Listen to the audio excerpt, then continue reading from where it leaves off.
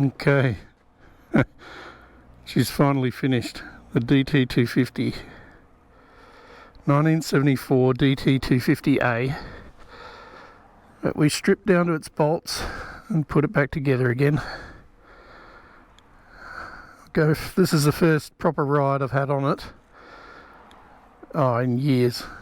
Started the restoration in end of 2019, just before the pandemic hit. Got a fair bit done through COVID, and then it slowed down when I went back to work. But now she's all done. Runs beautifully, and maybe I'll go for a ride and tell you a little bit about what I had done to it to get it into this shape. It's about the third time I've started it since I got it back, and so far it's been starting no choke, just starts bang straight away. Just pop it on, fuel, I won't worry about some choke, we'll just see how we go. Look at that. That's a cold start, do you mind?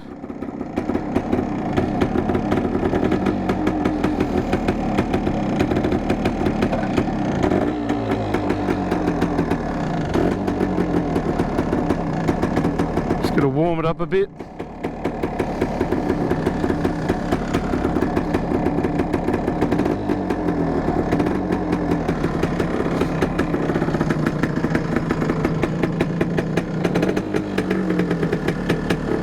You don't hear these sounds out on the road very often anymore, these two-stroke sounds.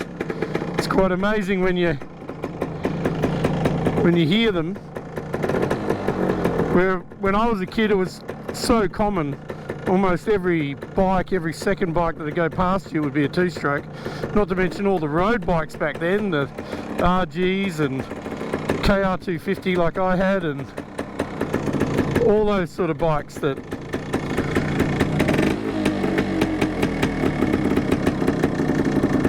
and the smell, I can't convey the smell, but the smell just immediately brings back those memories and that history of belting around on little 80s and 125s out in the country.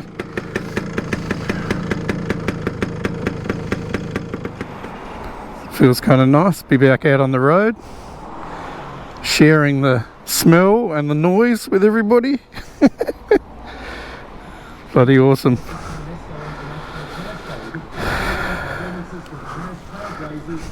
Let's go.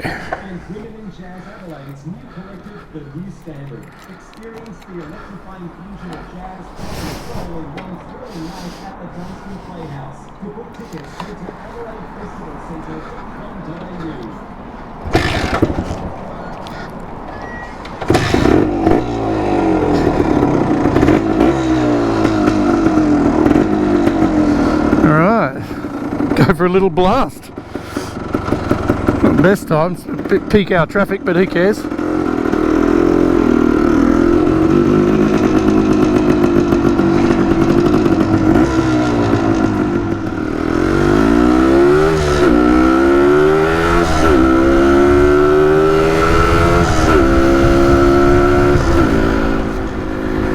Running very smoothly. It's amazing, really. We really didn't do much to the motor. All I did was change the rings, had the head and the barrel cleaned up. That's about it.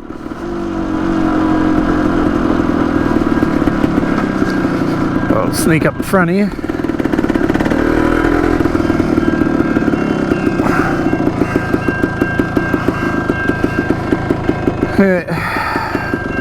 No, not much done on the motor at all. It's in such good condition. The compression's good, and it doesn't seem to miss a beat.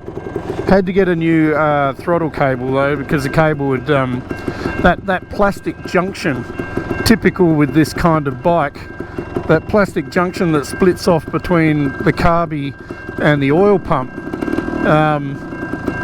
had broken, and that's fairly typical apparently. And miss a gear.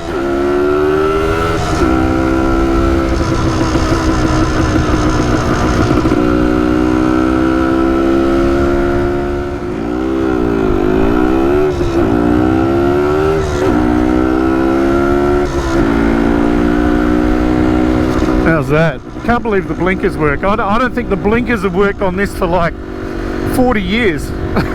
Maybe more. My father bought it in about, I can't remember exactly, it was about 1980, and bought it for nothing.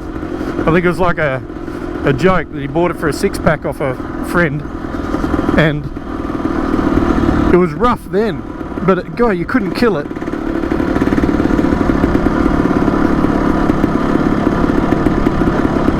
And so even when I was 14 or 15, I was riding it all over the countryside with friends.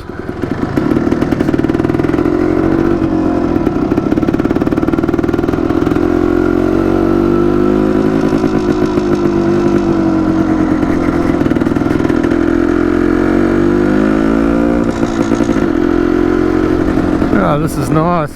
Look at this.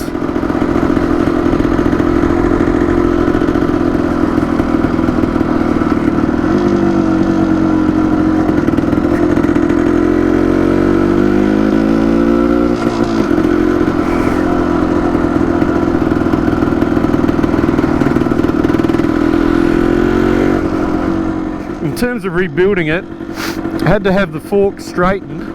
None of that's cheap, so new hard chrome on the fork, on the front forks, and rebuilt those. In fact, another Hoey's helped rebuild those, but you know, $400 to get the forks straightened and the hard chrome redone, and I sort of reconditioned all the rest of it, got all the new seals and stuff like that. And then the back springs too, I had the springs re-chromed, they were all rusty, and rebuilt. So I reckon it was about, I don't know, maybe about $1,100 I think, $1,100 to do the suspension on it.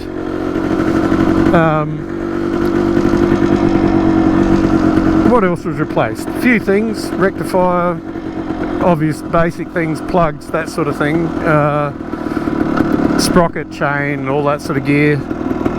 Had to replace all that, of course.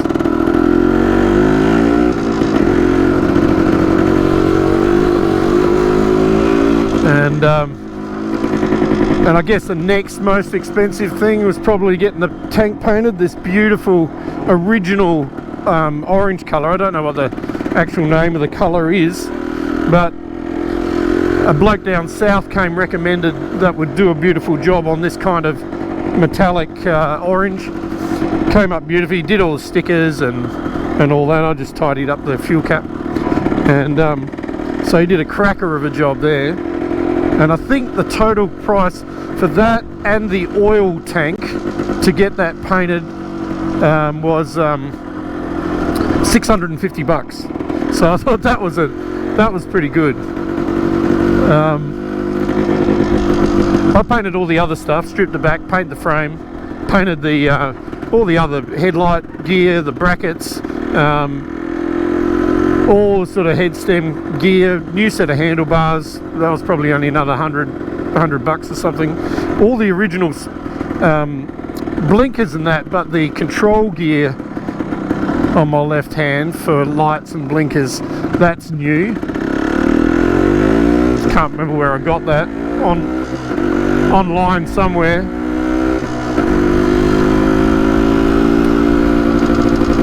So painted all the swing arm and that, checked it out, but didn't have to change, didn't fix up the bearings, they were alright. The tidied up, shined up all the motor, got a new, like I think I said, new throttle cable. All the original cables here weren't too bad. The clutch cable, the front brake cable, rear brake gear, it was all serviceable, it was all fine. All new globes, of course, in the blinkers and headlight, and even the globes working. I don't know if you can kind of see that there, the lights in the old dials here. So I didn't go ahead and pull these apart and try and refurbish or put another dial cover in here, because it was just I've watched a few videos on it, and man, it just seemed like you were going to risk damaging the clocks, so I left them.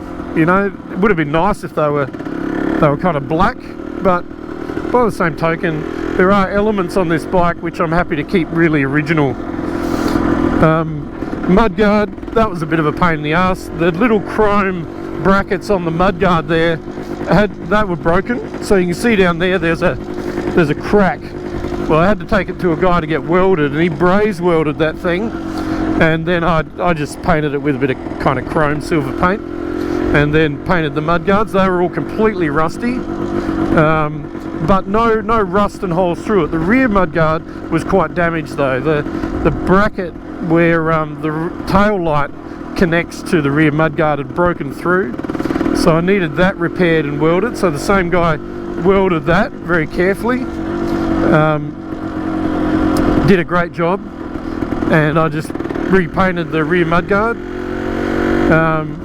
Service basically painted all the black parts as well, so all the plastics and stuff got a lick of paint.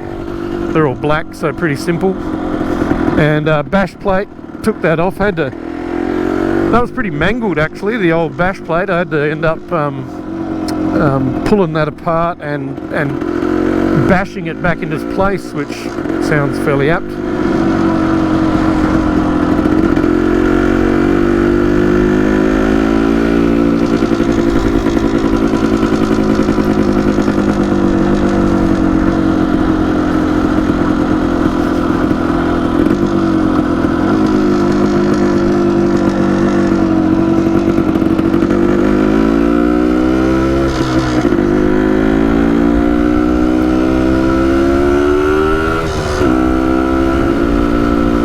You can ride this thing all day. I forgot to mention, I got the seat cover, the new seat cover, so all the seat base and everything is all original. I just stripped that back. It was covered in rust. The foam was buggered, and repainted all of that, cleaned it up, repainted it, protected it, and then sent it off to a upholsterer to do it properly, because I had to go, but I was a bit hopeless. So yeah.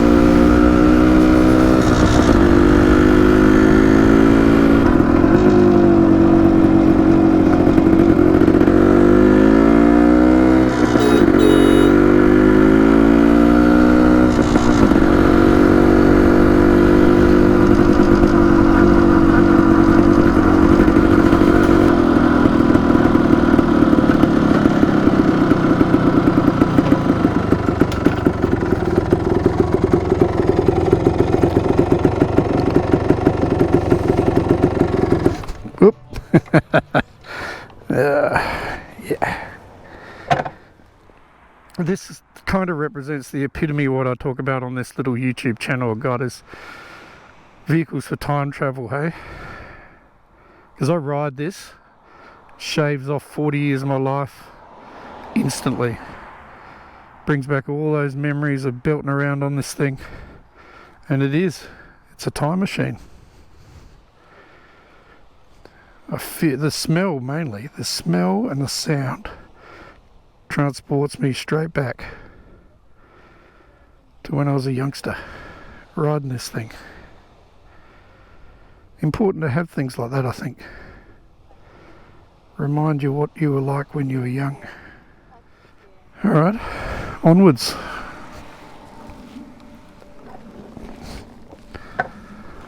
Look at this.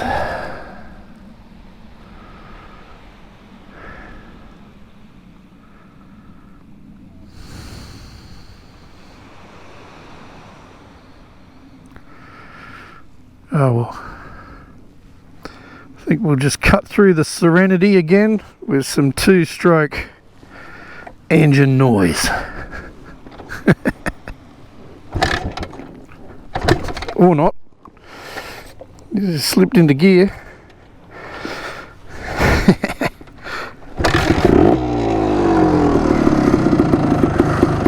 Look at that. Oh, you certainly know you've started it.